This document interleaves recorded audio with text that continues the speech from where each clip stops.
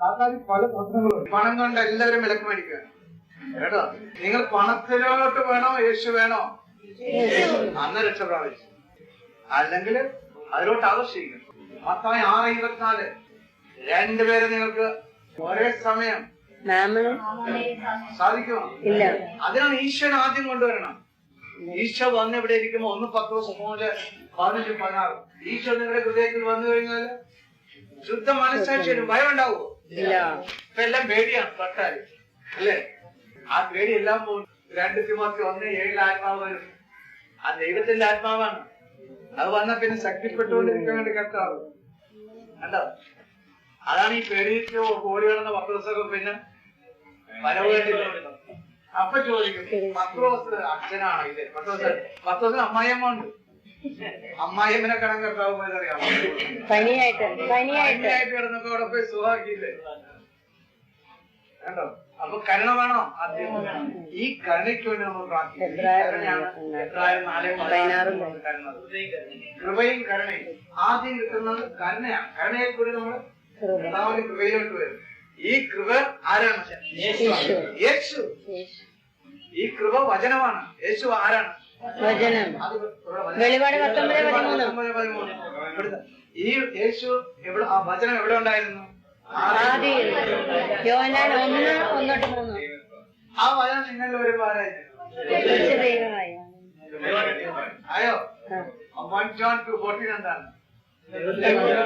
വചനം വസിച്ചാല് നിങ്ങൾ ശക്തി പ്രാപിച്ചോ?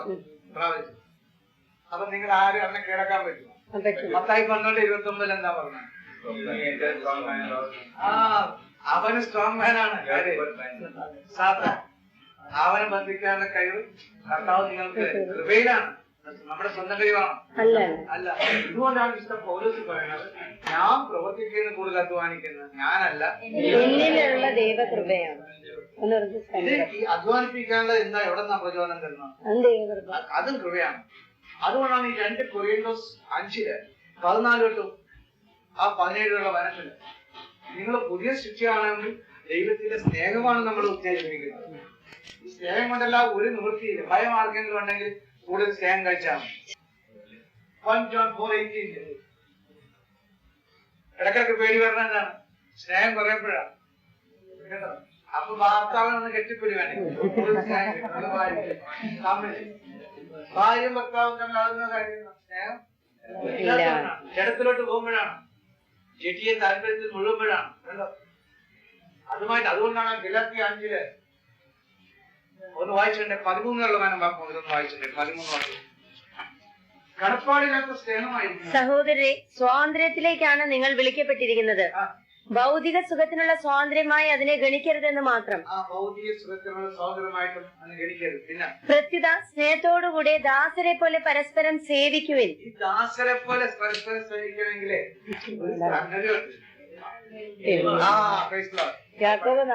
പഠിച്ചാലേ കൃപയുള്ളൂ. ഇതാരും പറയാൻ തുനിയല്ല. കാരണം പറയുന്ന ആൾക്ക് എളിമയില്ലെങ്കിലോ ഇതാണ് പ്രയാസം. അയാൾ പറയില്ല. ഇതുപോലെ നിങ്ങൾ വെക്കില്ല. അപ്പൊ നമ്മൾ എവിടെയാ പറയേണ്ടത്? ഹൃദയത്തിലാണ്. നമ്മുടെ കാഴ്ചപ്പാട് വ്യത്യാസം വരും എളിമ വരുമ്പോ. അതാണ് ഈ മാതാവ് പറഞ്ഞിരിക്കുന്നത്. മാതാവിന്റെ സ്തോത്രം ലൂക്കാവ് 46:50 എളിയവരെ ഉയർത്തി.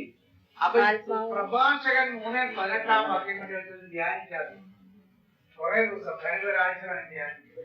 എന്നിട്ട് വചനം കേൾക്കാൻ വന്നതാണ് കേട്ടോ. അപ്പൊ ഒന്നുകൂടി ശക്തി പ്രാപിക്കും. ആ ഒറ്റ വചനം വെച്ചൊന്ന് ധ്യാനിക്കുക. എന്താണെന്ന് വെച്ചിട്ട് വായിക്കാം. നീ എത്രമാത്രം ഉന്നതനാണോ അത്രമാത്രം വിനീതനായിരിക്കും. അത്രമാത്രം വിനീതനാകുക. അപ്പോൾ ഞാൻ പാത്രമാണ്. ആരുടെ കൃപയ്ക്ക്? കർത്താവിന്റെ. അച്ഛനാരുടെ കൃപയ്ക്കല്ല, കർത്താവിന്റെ കൃപയ്ക്ക്. മനസ്സിലായി? ആ കൃപയ്ക്ക് എത്രയ്ക്ക് ഉന്നതനാണോ അതാണ് ഫിലിപ്പിയ 2:1-11 ഈശോ പറഞ്ഞിരിക്കുന്നത്. നടന്ന കൃപരിയല്ല.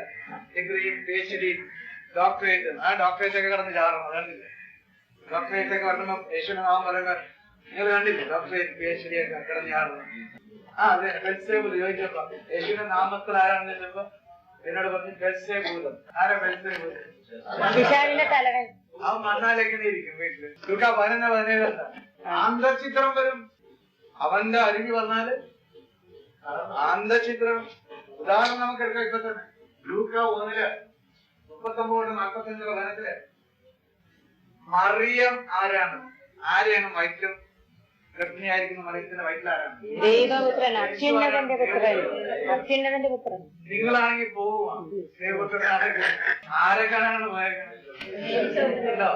ആ വൃദ്ധത്തിന്റെ വീട്ടിലോട് പോവുകയാണ്. ദുർദൈവം ആ കുന്നിന്റെ മോണ്ട് തിടുക്കത്തിൽ പുറപ്പെട്ടു. ഗർഭിണി ആയിക്കഴിഞ്ഞാൽ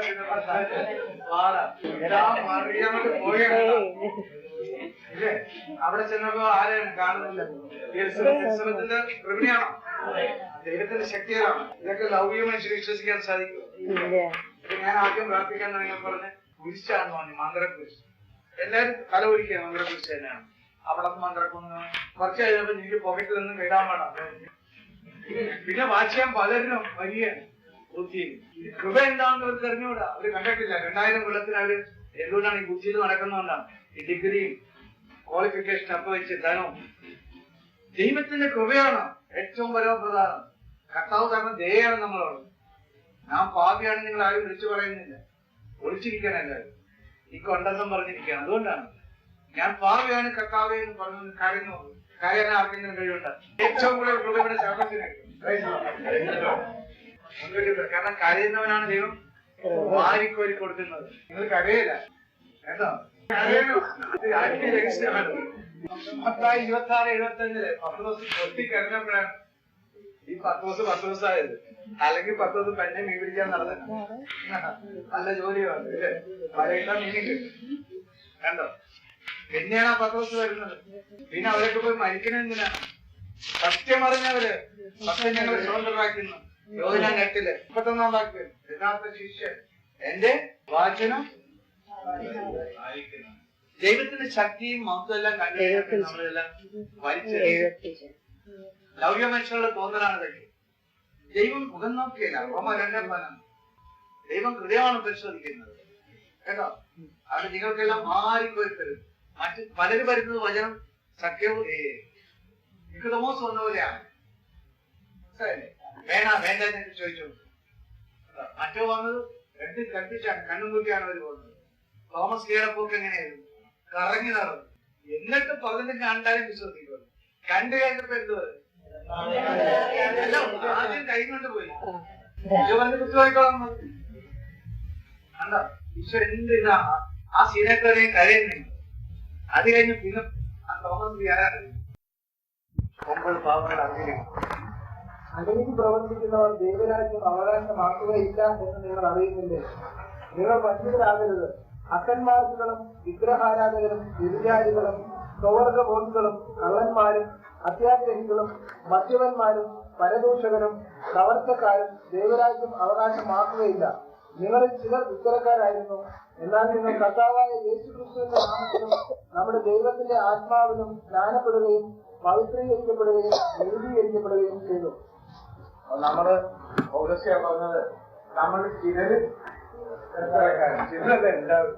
പൗലോസ്യ അവിടെ സ്വല്പം ഒരു ഇത് കാണിച്ചാണ്. അതായത് പുള്ളിയുടെ മനസ്സിലോട്ട് കാണിച്ചാണ് അച്ഛന് എല്ലാവരും ഇതിൽ പെട്ടിട്ടുണ്ട്. അതിൽ രണ്ടാമത്തെ എന്താ പറഞ്ഞത്? വിഗ്രഹാരാധന. അത്യാഗ്രഹം ഉണ്ടോ? അപ്പൊ അത്യാഗ്രഹം ഉള്ളത് പോവാ.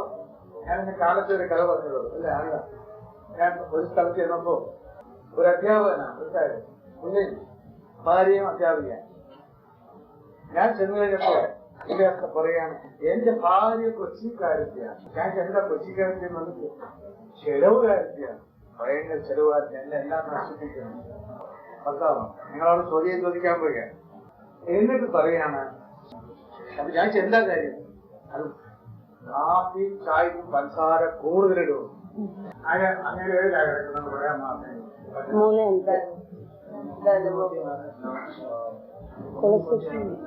ഇങ്ങനെയാണ് നിങ്ങൾ ഡിസൈൻ വരുന്നത്. അല്ലാതെ പിന്നെ അയാൾ പറഞ്ഞ കേട്ടിരുന്നത് ഇപ്പൊ ഡിസൈൻ ചെയ്യണം. എങ്ങനെയാ ഡിസൈൻ?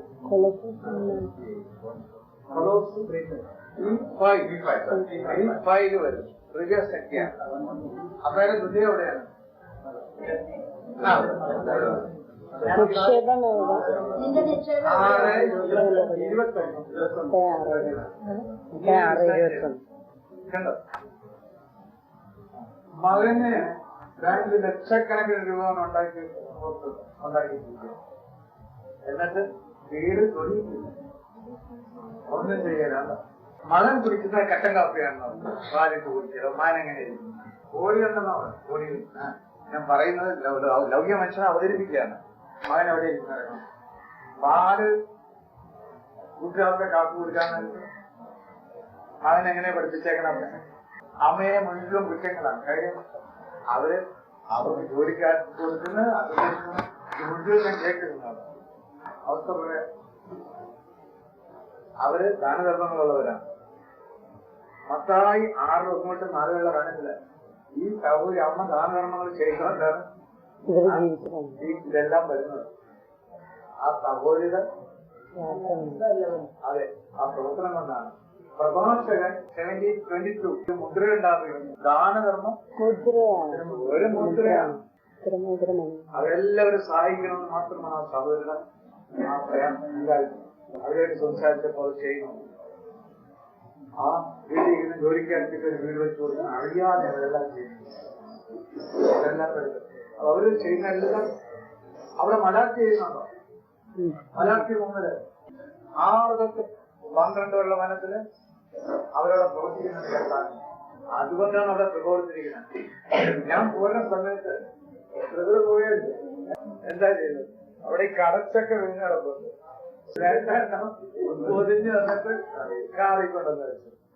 അത് മുന്നേ പ്രവർത്തിയാണ്. അപ്പൊ ഡിസ്റ്റൻസ് ചെയ്യണം ആ മനുഷ്യനാ. അപ്പൊ കർത്താവ് കപടനാണോ? അസലും കപടൻ. ആദ്യം എവിടെ ഇരിക്കുമ്പോഴാണ് പറയാം. മത്തായി 24:50 ആദ്യം കപടം പോകുന്നത്, നരകത്തിൽ ആദ്യം പോകുന്നത് കപടനായിരിക്കും. അതിന്റെ കൂടെയാണ്. അതുകൊണ്ടാണ് ഈ കപടന്മാർ നമ്മളെ യേശുവിലോട്ട് വന്നത്. അവർ വരുത്തിയിട്ടില്ല. അവരായിരിക്കും നിങ്ങൾക്ക് യേശുവിനെതിരായിട്ട് ഉപദ്രവിക്കുന്നത്. നിങ്ങൾ അവർ ഉപദ്രവിച്ചാലേ നിങ്ങൾക്ക് യേശുവിലോട്ട് വരുള്ളൂ.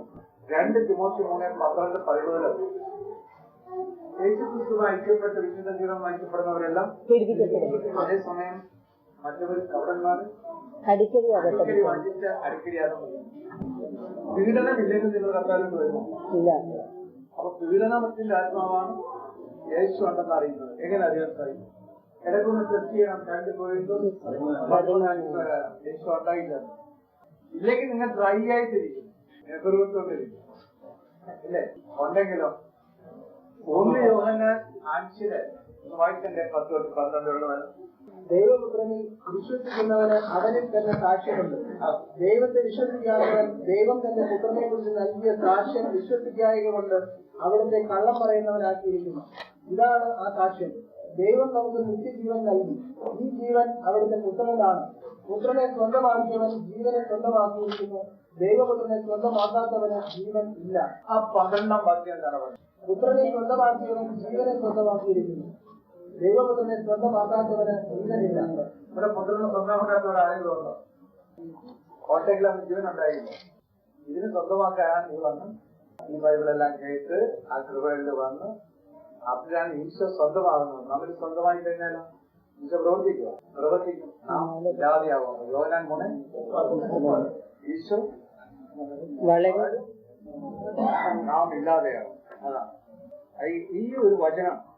ഞാൻ ഇതിന് ഒരു കന്യാസ്ത്രീക്ക് ലെറ്റർ അയച്ചപ്പോ ഈ ഒറ്റ വചനം വേണ്ട സിസ്റ്റർ ഈശോയിലുണ്ടായി. ഈ വചനം വെച്ച് ധ്യാനിച്ച് എന്താ ഉത്തരം കിട്ടും? ഇത് വെച്ചൊന്നും ധ്യാനിച്ച് നോക്കി. 1 യോഹന്നാൻ 5:12 ഡെയിലി ധ്യാനിക്കും. ഇതാണ് കഴിയും. അത് വെച്ച് ധ്യാനിച്ച് നോക്കുമ്പോ ആ കോൺവെന്റ് സിസ്റ്റർ എല്ലാവരുടെ മുമ്പിലായി.